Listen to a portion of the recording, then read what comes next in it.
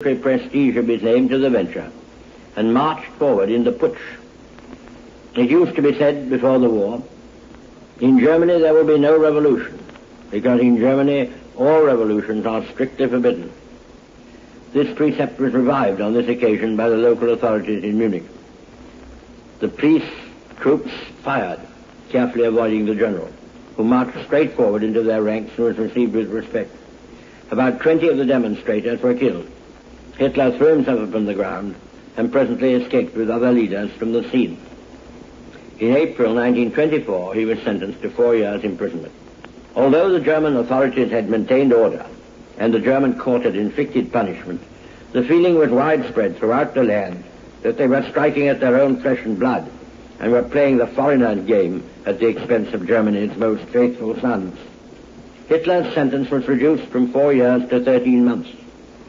These months in the Landsberg fortress were, however, sufficient to enable him to complete, in outline, Mein Kampf, a treatise on his political philosophy inscribed to the dead of the recent putsch. When eventually he came to power, there was no book which deserved more careful study from the rulers, political and military, of the Allied powers. All was there: the program of German resurrection, the technique of party propaganda, the plan for combating Marxism, the concept of a national socialist state, the rightful position of Germany at the summit of the world. Here was the new Koran of faith and war, turgid, verbose, shapeless, but pregnant with its message. The main thesis of Mein Kampf is simple. Man is a fighting animal. Therefore, the nation, being a community of fighters, is a fighting unit. Any living organism which ceases to fight for its existence is doomed to extinction. A country or a race which ceases to fight is equally doomed. The fighting capacity of a race depends on its purity. Hence the need for ridding it of foreign defilements. The Jewish race, owing to its universality, is of necessity pacifist and internationalist. Pacifism is the deadliest sin, for it means the surrender of the race in the fight for existence.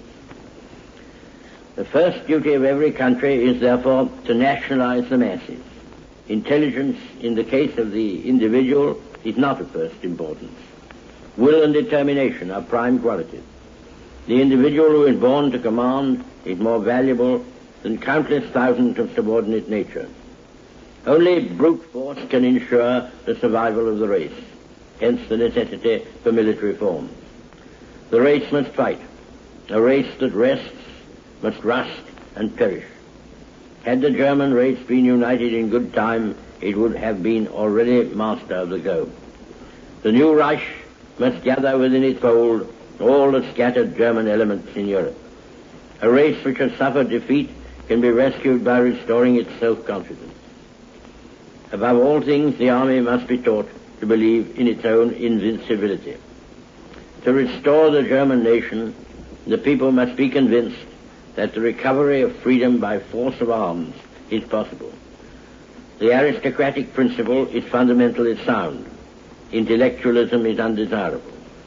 The ultimate aim of education is to produce a German who can be converted with the minimum of training into a soldier.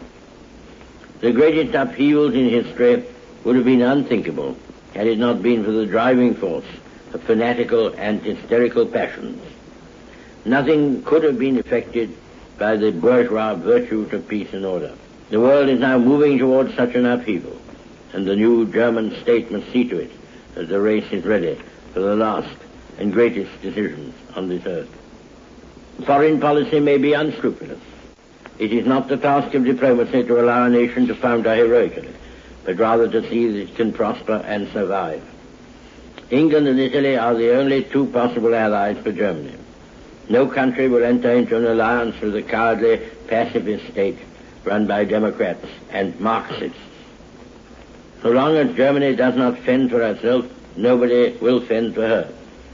Her lost provinces cannot be regained by solemn appeals to heaven or by pious hopes in the League of Nations, but only by force of arms. Germany must not repeat the mistake of fighting all her enemies at once. She must single out the most dangerous and attack him with all her forces. The world will only cease to be anti-German when Germany recovers equality of rights and resumes her place in the sun. There must be no sentimentality about Germany's foreign policy. To attack France for purely sentimental reasons will be foolish. What Germany needs is increase of territory in Europe. Germany's pre-war colonial policy was a mistake and should be abandoned. Germany must look for expansion to Russia, and especially to the Baltic states. No alliance with Russia can be tolerated.